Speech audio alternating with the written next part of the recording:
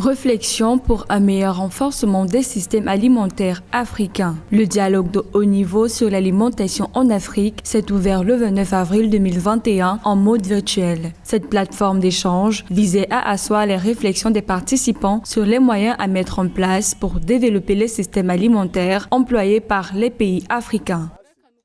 Cette mission se tient dans le contexte particulier de la pandémie Covid-19.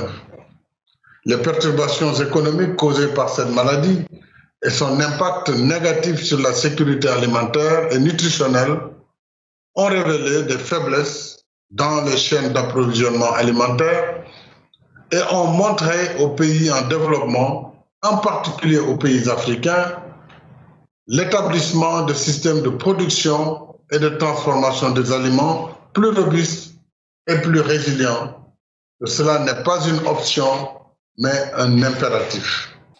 La sous-productivité alimentaire des pays africains sera due à l'improductivité des systèmes agricoles. Le continent africain, qui compte 60% des terres arables dans le monde, selon la Banque africaine de développement, a une facture d'importation estimée à 80 milliards de dollars par an. Par ailleurs, 70% des Africains ne parviennent pas à s'offrir des régimes alimentaires équilibrés. Des situations qui démontrent la nécessité de construire un système alimentaire plus fort.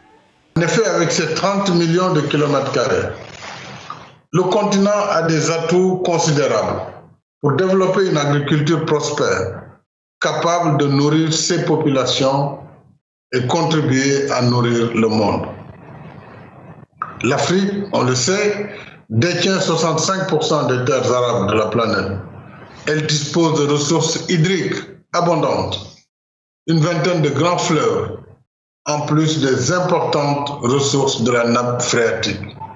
Pour vaincre le spectre de la faim et nourrir convenablement l'Afrique, il y a donc urgence à investir massivement dans l'agriculture, mais également dans l'élevage, qui est l'autre mamelle nourricière des peuples. Il faut moderniser les outils et les méthodes de production par une mécanisation adaptée, la technologie.